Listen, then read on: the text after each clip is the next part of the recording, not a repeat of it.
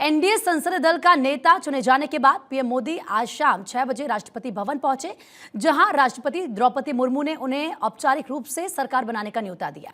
इससे पहले बीजेपी ने एनडीए की बैठक के बाद ही राष्ट्रपति को समर्थन पत्र सौंपकर सरकार बनाने का दावा कर दिया था, जिसके बाद राष्ट्रपति ने पीएम मोदी को सरकार बनाने का न्योता दिया है।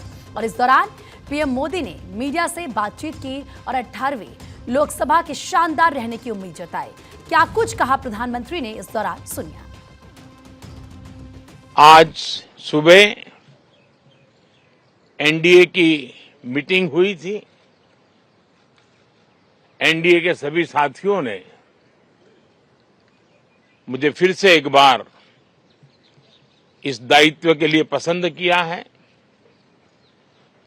और सभी एनडीए के साथियों ने राष्ट्रपति जी को इसकी जानकारी दी और राष्ट्रपति जी ने मुझे अभी बुलाया था और मुझे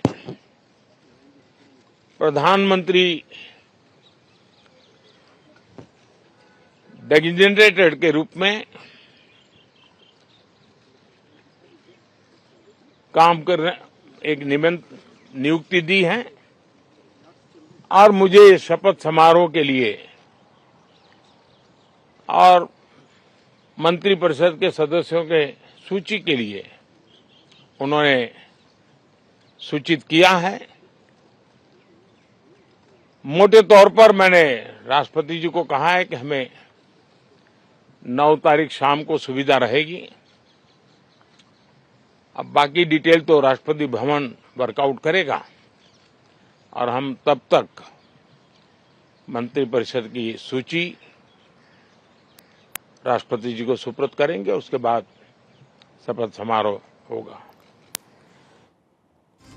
तो प्रधानमंत्री नरेंद्र मोदी को आपने सुना और इसी के साथ, क्योंकि अक्षय लगातार हमारे साथ बने हुए हैं, अक्षय, क्योंकि राष्ट्रपति की तरफ से सरकार बनाने का निमंत्रण दिया गया है पीएम को और बाकायदा वो लेटर भी दिखा रहे थे प्रधानमंत्री, लेकिन इसी के साथ अगर मैं तैयारियों की भी बात करूं, किस तरीके से राष्ट्रपति भवन में तैयारियां की जा रही है, जरा उनका भी जिक्र कीजिए, क्योंकि सबकी नजरें टिकी रहेंगी वहीं पर।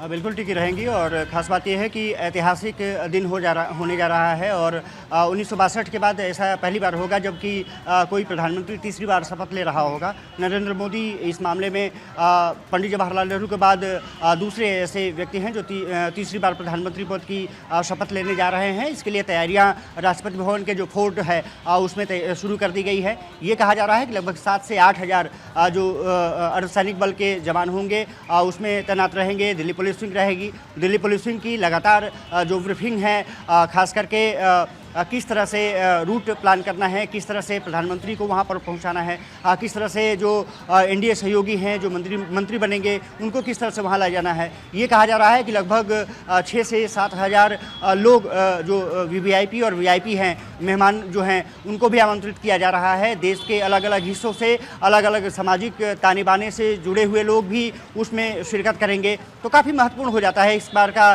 शपथ ग्रहण समारोह और ये माना जा रहा है कि राष्ट्रपति भवन में जो तैयारियां हैं वो पूरी की जा रही हैं, क्योंकि 9 जून को शाम 6 बजे ये कहा जा रहा है कि प्रधानमंत्री नरेंद्र मोदी अपने सहयोगियों के साथ शपथ ग्रहण समारोह में शिरकत करेंगे। उससे पहले तैयारियां पूरी हो जानी हैं और रूट प्लान चेकआउट किया जा रहा है। राष्ट्रपति भवन में तैयारियां पूरी की जा रही हैं और ये कहा जा रहा है कि तमाम बंदोबस्त अंतर्राष्ट्रीय मेहमानों के लिए भी किया जा रहा है, क्योंकि खबरें आ रही हैं कि कम से कम आधा दर्जन से ज़्यादा जो विदेशी मेहमान होंगे, खास करके बांग्लादेश, श्रीलंका, खबर आ रही है कि